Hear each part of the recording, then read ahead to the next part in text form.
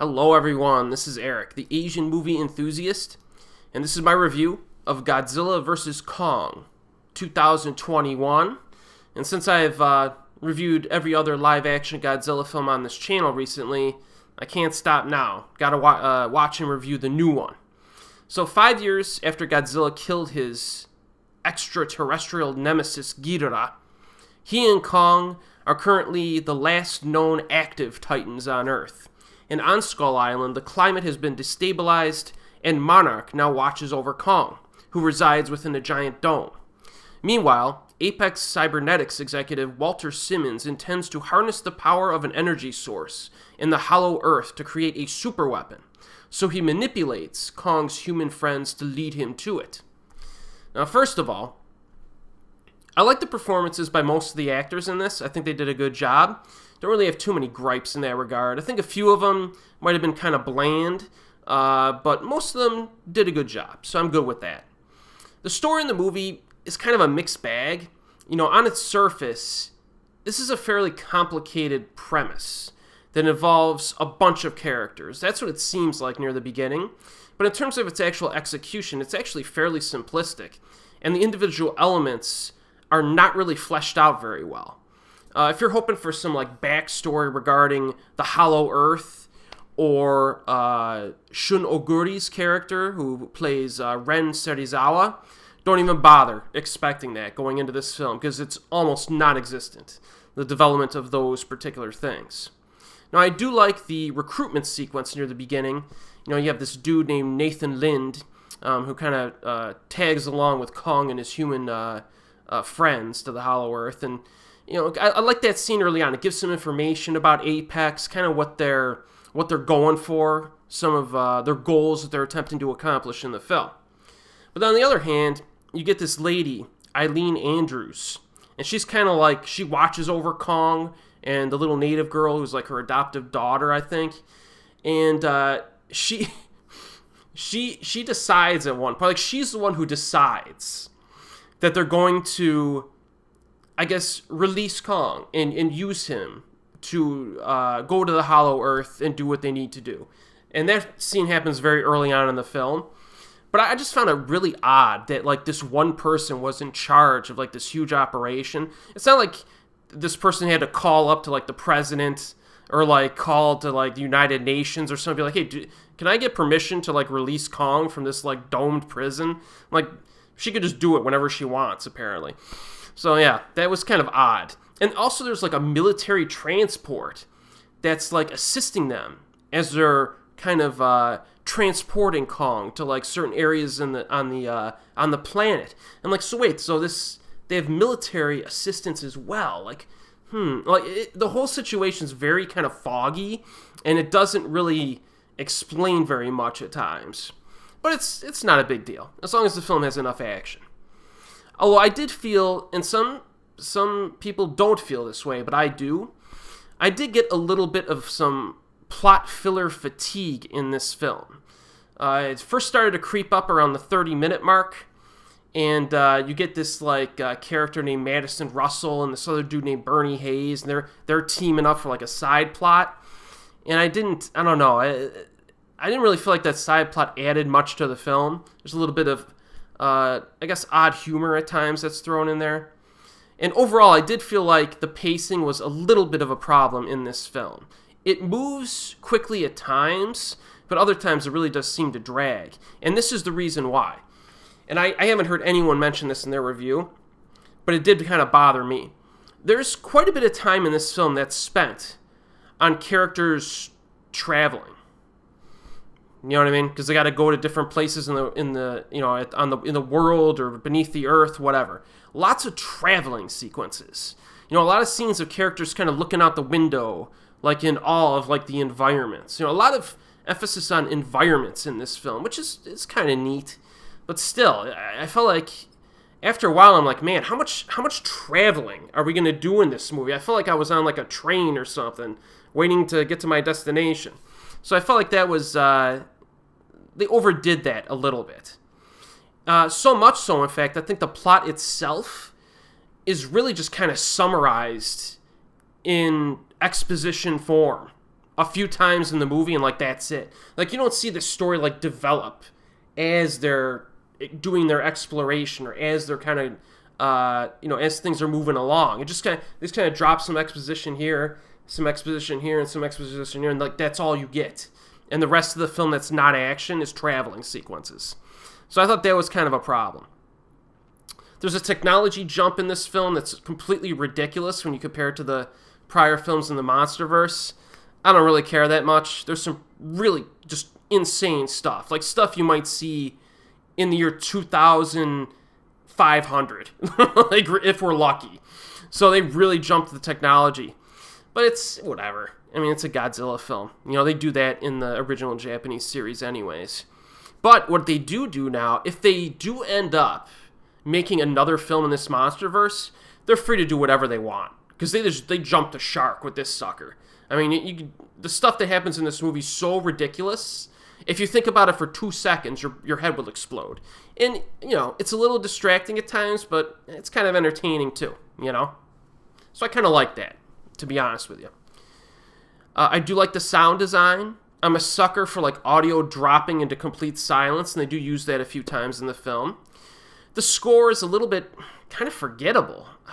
Maybe I'll notice it more after a second viewing, but the score really didn't do much for me in this film. And the soundtrack, in terms of like the lyrical songs they throw in, just felt a little bit distracting. I don't think you really needed any of the lyrical songs they threw into this. There's only like 2 or 3 of them, so it's not a big deal, but I would have just jettisoned those and ramped up the orchestral hooks and whatever that they're using. So the strongest aspect of the movie is the action. It is. Now, per my calculations, which I've been doing in all my reviews, Godzilla gets 22 minutes of screen and battle time in this movie. That's actually less than the average Heisei or Millennium era film, okay, from those eras. But it's the first time this franchise has cracked 20 minutes of Godzilla time in over 20 years. It's taken us that long. So I am happy to report that. I'm also happy to report that all of the fights can be seen clearly. They can. Some of them happen during the day without weather effects. The nighttime fights are nicely lit. No stupid weather effects. You could clearly see everything. This is the first non-Japanese Godzilla film that properly shoots the action. It's like a miracle. This is a miracle. It really is. But, watching the trailers, you kind of expected that going into the film, and they did it. So thank you. Thank you very much for that.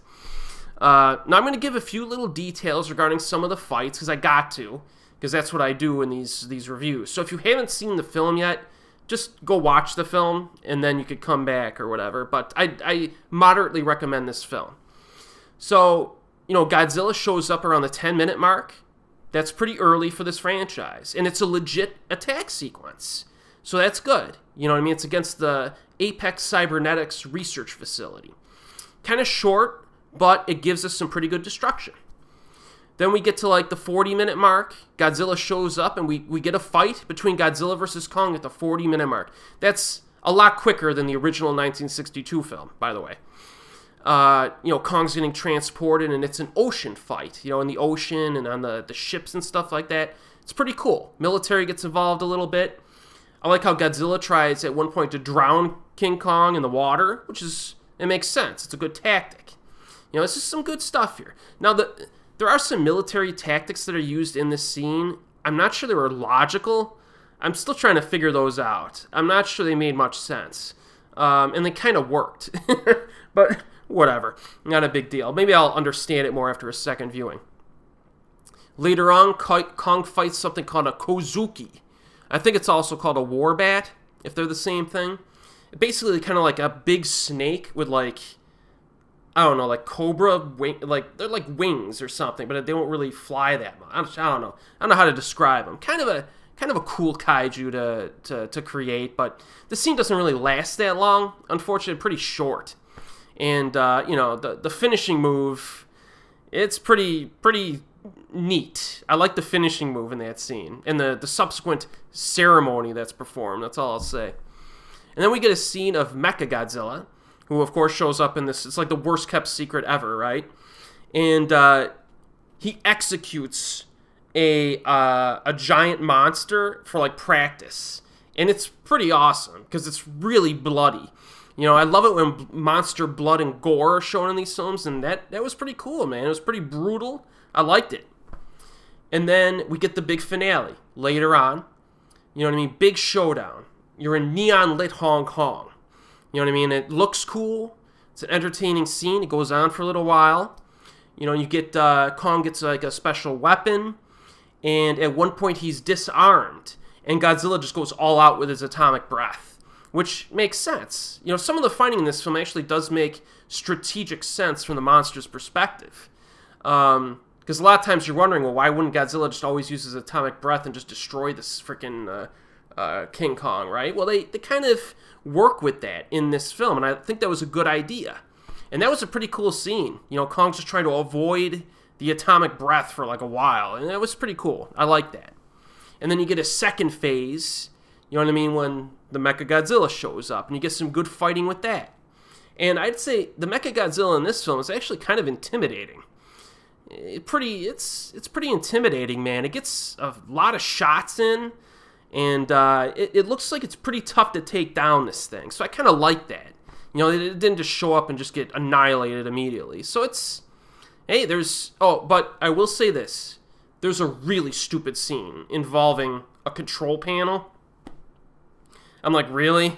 Like, don't even have that in the movie. I would have completely, that scene was terrible. But, still, the finale is quite entertaining.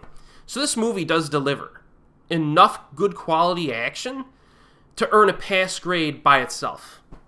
So there's enough good quality action that, like, even like the story problems that I mentioned, it overpowers it enough to earn a pass grade by itself. So that's good. Now, I've said it in various live streams throughout the years. I'm not a fan of Adam Wingard as a director, but he made a moderately entertaining monster movie here. He did. If you compare it to the Japanese films, I would say it's like nowhere near the top. It's nowhere near that. But I think it's the most purely entertaining film in this recent monsterverse that they're creating, right? And it is better than the 1962 film, King Kong vs. Godzilla, which is what I was expecting, and it accomplished that. And it's a pretty good flick. You know, if I were to rank it among all the films, this film is probably like in the middle of the pack. And that's pretty good, because I think a lot of films in the middle of the pack are pretty entertaining stuff. So, yeah, I approve of this. I do. It's currently available in some theaters, as well as HBO Max.